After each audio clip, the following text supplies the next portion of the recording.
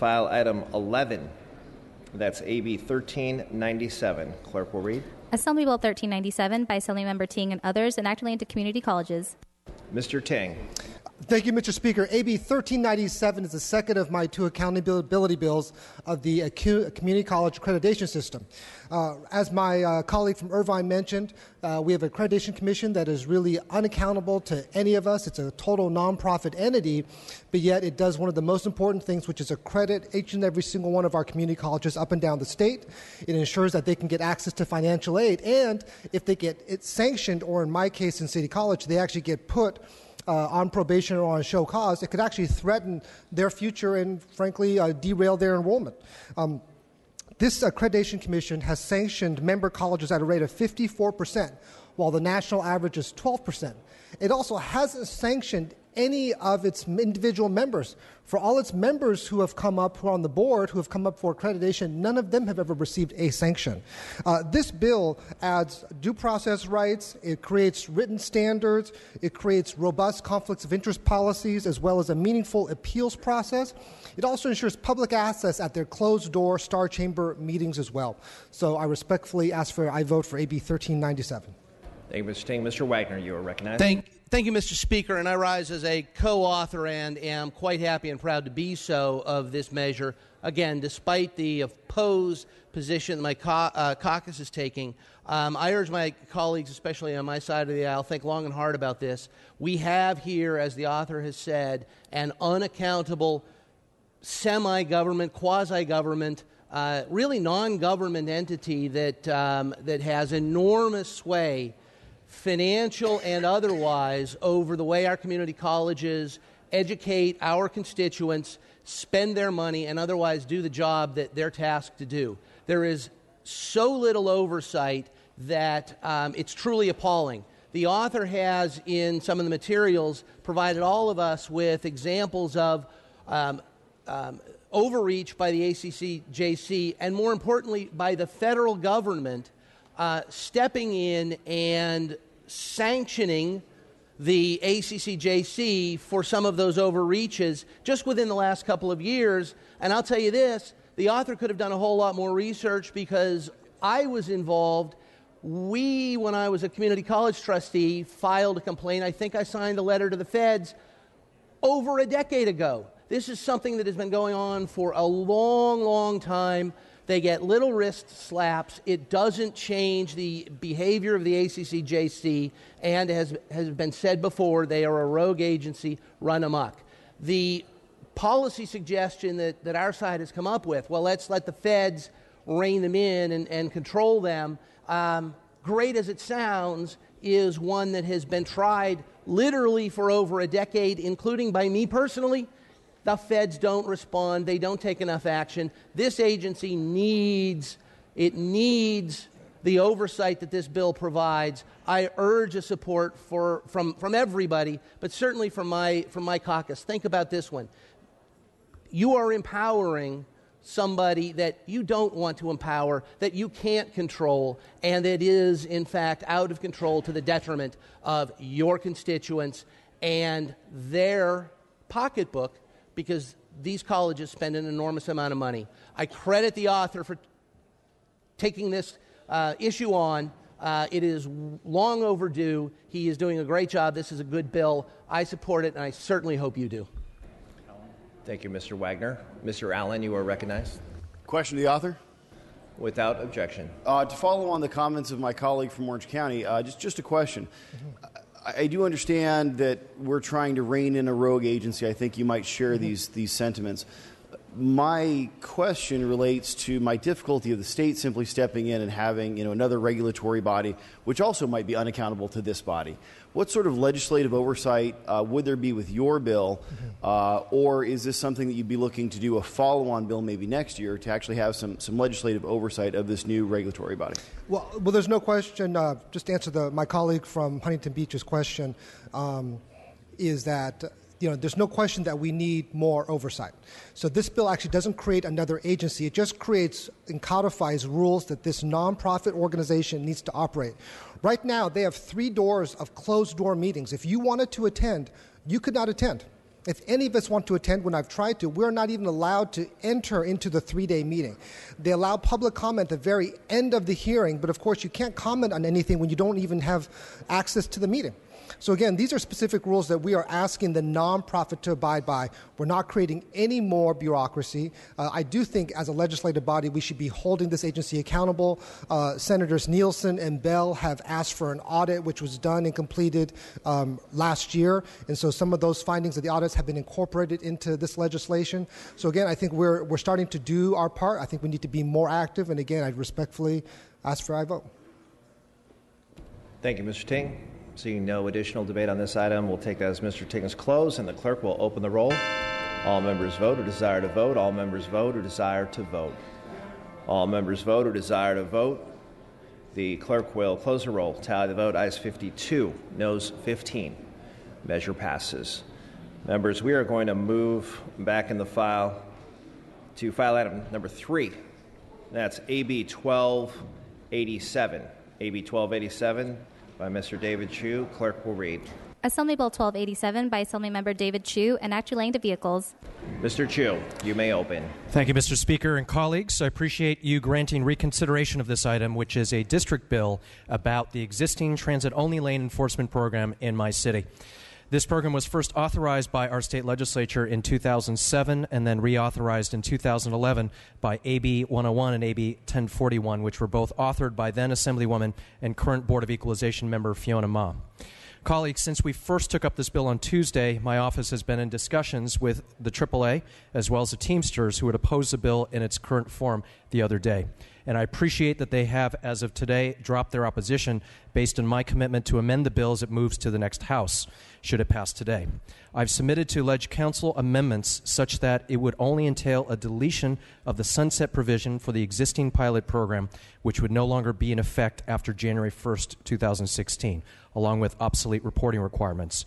No other changes will be made to the existing program. It is critical to San Francisco that this program continue, given our city's streets are among the most congested in the country, with a public transit system that has an average speed of 8 miles an hour. San Francisco streets have also seen a record number of pedestrian deaths in recent years, and we absolutely need this program, along with others, to bring safety to our streets. And with that, I respectfully ask for your aye vote.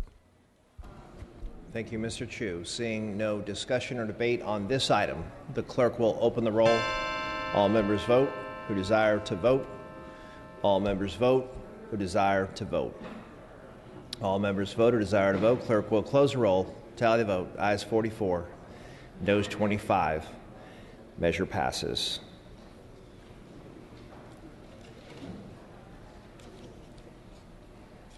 Moving up to the file, members, we're going to pass and retain on file item number 12. Moving to file item number 13. That's AB 744. Clerk will read. Assembly Bill 744 by Assemblymember Chow and others, an act relating to housing. Mr. Chow, you may open. Thank you, Mr. Speaker. AB 744 addresses a local regulatory obstacle that makes it more expensive to build affordable housing for low-income families in California. Many local governments apply minimum parking standards to housing developments that do not truly reflect the actual demand for parking among residents. Local on-site parking requirements can significantly increase the cost of a housing development. The average construction cost per space in a parking structure in the United States is about $24,000 for above-ground parking and $34,000 for underground parking.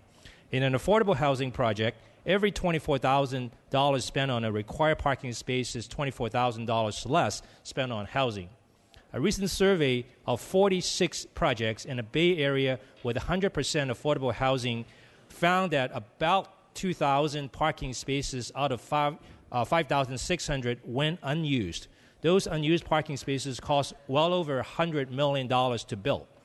The funding for affordable housing comes from public sources, including voter-approved bonds and low-income housing credits.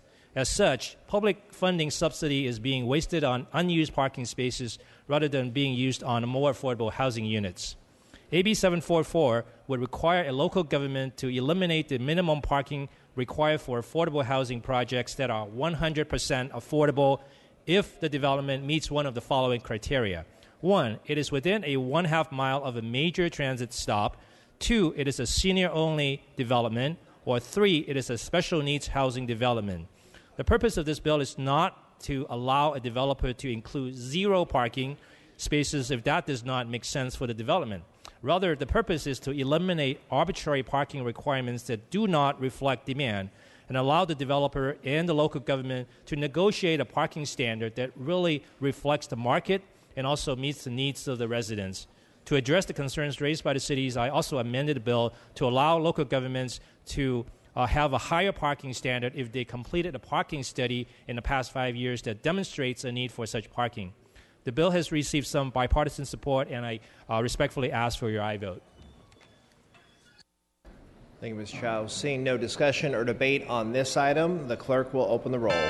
All members vote who desire to vote. All members vote who desire to vote. All members vote who desire to vote. The clerk will close the roll, tally the vote. Ayes 44, noes 24. Measure passes.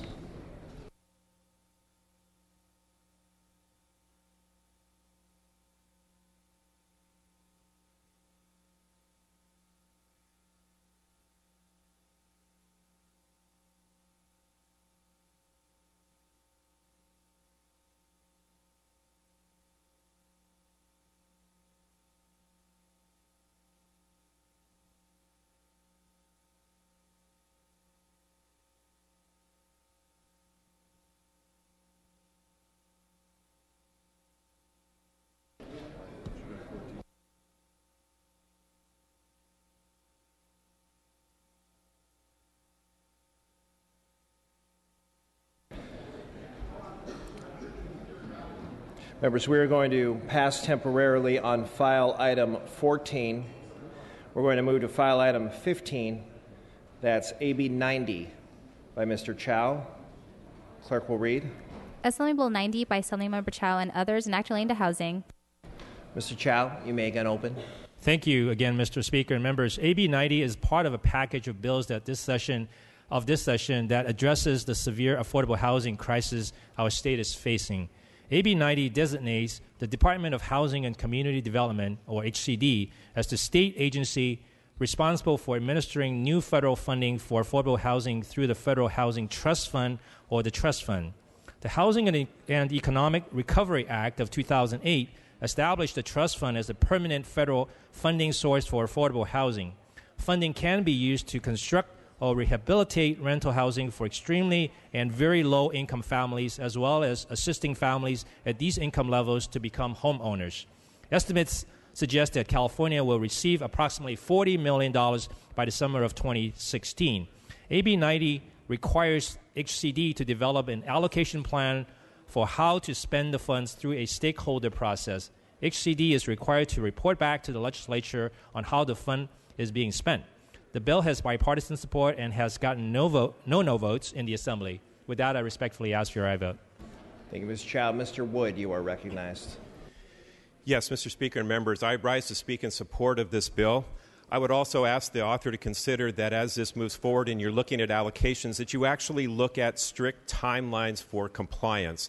The challenge with this particular agency is that they do a very poor job in getting the money where it needs to go in a timely manner, which makes affordable housing, it makes economic development very, very difficult, as evidenced by their challenges with the Community Block Development Grant Program.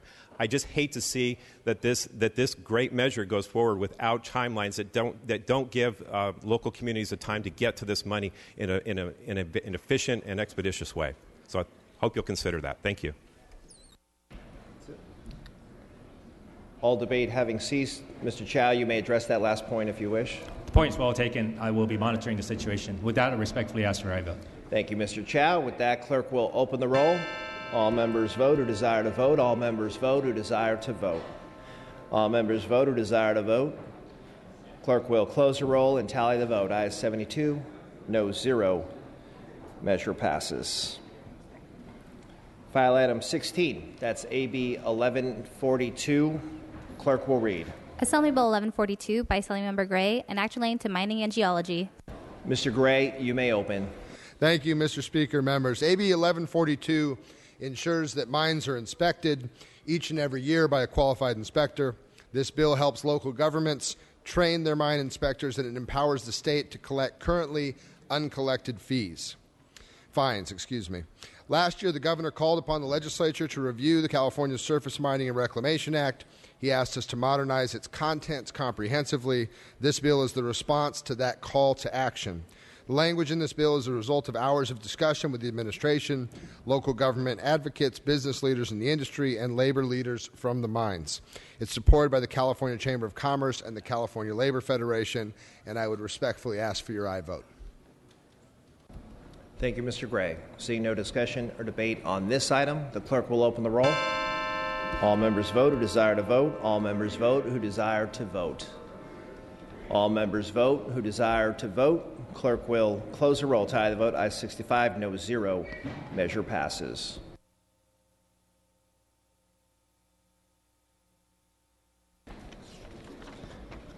Members, we are going to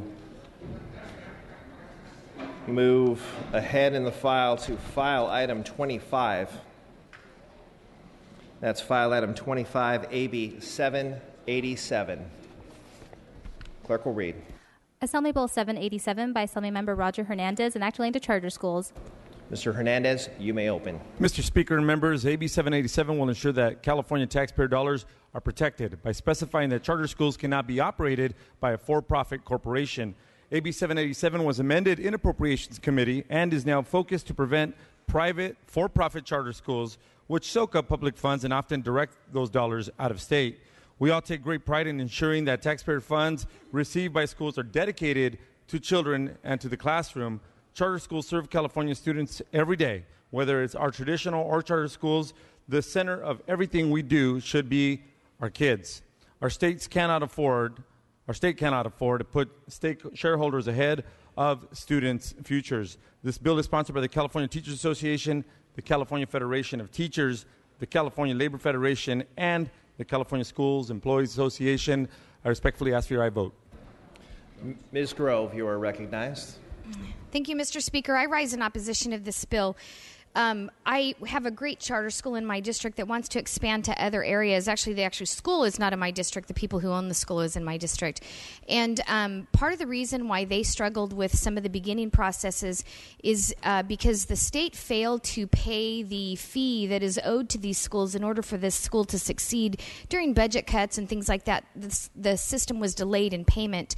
And I know that the organization that founded this charter school, that by the way, is in 2 years become a California distinguished school, raised API scores by almost 50%, and increased a competition within the public school system around that. They are also trying to adopt some of the policies that the charter school has. They have an edible garden where they use as a science lab as well. The kids go out and grow food. It's a healthy program that they incorporate. It's truly a farm or farm to fork operation where these kids learn how to eat right. Obesity rates have gone down. It's an extremely wonderful organization, like I said, that promotes just education with students. They didn't get the funding in the very beginning on time, and so the organization that founded these charter schools used their money from the organization to put into the school so it would succeed and survive. And I just think that if we limit these for-profit organizations that do the right thing the right way for our students, it causes a huge problem. And so I would ask for a no vote. If there are individuals out there or organizations out there that are targeting and making a boatload of money and not taking care of students, and let's go after those organizations independently. Let's don't take one or two bad apples and destroy a system that definitely works well for our students.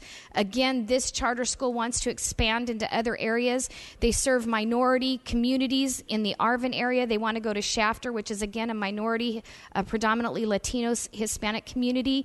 And it's a great way for these kids to succeed. And this charter school is phenomenal. And I would ask for your no vote on this bill to not target charter schools as a whole, but go after bad apples individually. Mr. Jones, you are recognized. Thank you, Mr. Speaker and members. I'm very concerned about this bill and the precedent that it sets, and I'd like to get some clarification on some of the language. If I can ask the speaker a question, or the author a question, please. Without objection. Thank you, Mr. Speaker. In the bill as a provision and in current operations in California, how many charter schools currently operate in California by for-profit corporations? And if there are any, if this bill takes effect, how will those students be affected? I'll answer that in my close. That's interesting. Mr. Speaker and members, I'll tell you, there's seven. There's seven out of 1,184 schools currently operating by a for-profit corporation. And it's interesting that there's this big, scary concept out there by the CTA that a for-profit corporation or a for-profit company operating a charter school is a bad thing.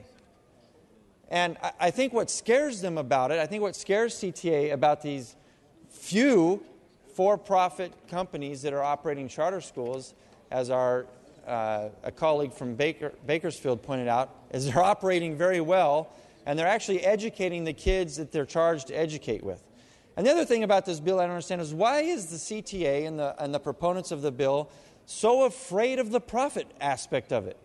I think we can all agree that the CTA and other special interest organizations tied up in the education system make a tidy profit themselves from the compulsory union dues that the teachers have to pay around the state of California. And in addition to that, Mr. Santiago, state your point of order. Sure. May we have the Speaker state the merits of the bill as opposed to unrelated and broad matters? Mr. Santiago, point well taken. Mr. Jones, please confine your comments to this bill before the body right now. Mr. Speaker, thank you very much. As I was talking about profits, which the bill specifically speaks about, I think I was talking to the points of the bill. Mr. Speaker, I'd also like to remind the body, as in yesterday when I raised my appeal of the Speaker, we've got a long ways to go in this year, and if we're going to continuously rise and interrupt debate on points of the bills with points of orders, those debates are going to take severely much longer to get through. We might be here till October. And so I would remind the body that this is a deliberative body. We are here to debate bills. We're here to debate ideas. We are here to debate whether we're going to vote no or yes on this bill that impacts charter schools. We're here to have these discussions. Our voters brought us here, elected us here, and are paying us here to do these exact debates. And I would encourage the body to make sure that they use the point of order correctly. Mr. Santiago, state your point of order, Mr. Santiago. I'd ask the Speaker to please speak on the merits of the bill and not on unrelated matters. I've already ruled on the item. Mr. Jones, please continue and conclude. Thank you, Mr. Speaker. And I would like to thank our colleague from L.A. for giving me the opportunity to speak longer on this bill than I intended to. But let's get back to the points I was raising. You know, part of the bill deals with for-profit corporations operating charter schools, and the author, the proponents of the bill, the whole concept of why is that a bad thing has not been presented nor proven. And I think that the operators of these charter schools have proven over and over and over that they're doing the good work that the taxpayers expect these charter schools to do. And I think that when we consider the small profit margin that they make in these charter schools to pay their principals, to pay their teachers, and we compare that to the directors of the CTA and their annual income based on the union dues that they're receiving off the public schools, I think that more than overwhelmingly compels us to vote no on this bill. Thank you. Thank you, Mr. Jones. Mr. O'Donnell, you are recognized. Thank you, Mr. Speaker. A question of the author. Without objection. I think the goal of this bill is to ensure that charter schools are learning centers, not profit centers. Is that correct? That's absolutely correct. Thank you. Mr. Patterson, you are recognized. Yes, thank you, Mr. Speaker. Members, not only does this bill, in my judgment, assault the very nature of charter schools and the distinctions that charter schools are allowed apart from the public school system. In other words, to organize and to educate in alternative manners which free them up in order to do a better job of education. A private model that achieves profit has opportunities because of its the manner in which it is organized, has shareholders, has the opportunity as a private entity making a profit to utilize financing tools, borrowing tools, selling of shares, providing finance for the operation of the school. Charter schools have a very difficult time, often with quality places to educate children, because they are not compensated for the places in which they teach. And it is the organization of a for-profit corporation which does provide for the opportunity to create liquidity and to have profit. Yes, that profit would reward in a small nature those who are organizing and leading the schools. But absent evidence that for-profit charter schools are in some way cheating the students, not utilizing their organization in a appropriate way, means that I think the bill essentially goes after these institutions simply because they exist. And I think that's unfair. I also think it is another indication that this body majority is repeatedly going after charter schools in one way or another. Repeated numbers of bills come to the floor similar to this, which constrain, which reduce, which encumber, which makes charter schools very, very difficult to operate. Give these charter schools the liberty and the opportunity to organize, maybe organize differently than perhaps professional educators appreciate, and then judge them on their performance, not upon their organization. With that, I ask you to vote no. Thank you, Mr. Patterson. Mr. Harper, you are recognized. Thank you very much, Mr. Speaker. I rise to oppose the discrimination against the minority of charter school operators in this state and urge a vote against this bill. Mr. Allen, you are recognized. Thank you very much, Mr. Speaker. I also rise in opposition to AB 787. Reading over the language in the bill, it's actually unclear as to why this change in law is necessary. Of the 1,184 charter schools in California, only seven of over 1,100 remain as for-profit entities. And the lack of need for restrictions on choice contained within this bill, coupled with the vagueness of the language, raise serious questions about the unintended consequences that may harm our students and families. Simply put, members, our charter schools exist for one reason, and that's to educate our children. If I could, on the floor, we have a lot of noise here. Members, please take your conversations out of the aisles and direct your attention to Mr. Allen. Our charter schools exist for one purpose. That's to educate our children. All of our public schools exist for one reason, and that's to protect our children and to educate them so they can be better Californians, so they can be better people, so they can achieve their own American dream. If our charter schools are meeting their performance targets, we shouldn't be calling their operational structure into question. I urge a no vote on 787. Thank you, Mr. Allen. All debate having ceased, Mr. Hernandez, you may close. Thank you, Mr. Speaker. Thank you, members, for your input and questions.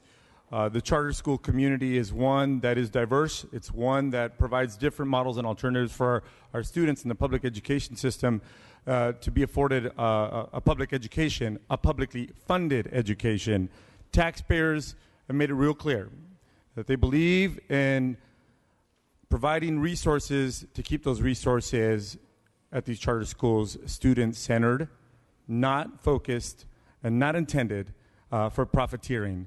That's not the goal of charter schools. It never has been from day one. We have multiple charter school outfits throughout the state of California. I've heard the number 7. One is an online outfit out of Virginia, California. That online outfit provides charter school opportunities for thousands of students in California, thousands.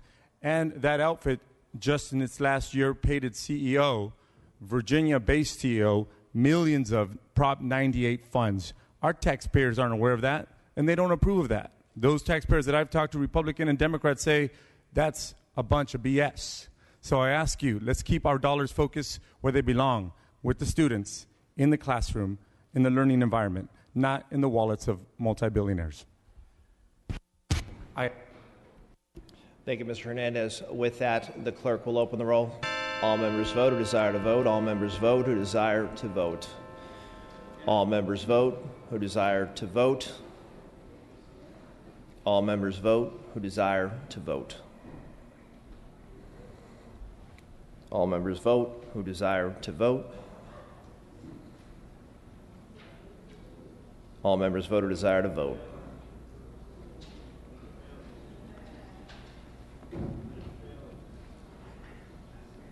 Mr. Hernandez? Let's put it on call. Mr. Hernandez moves a call.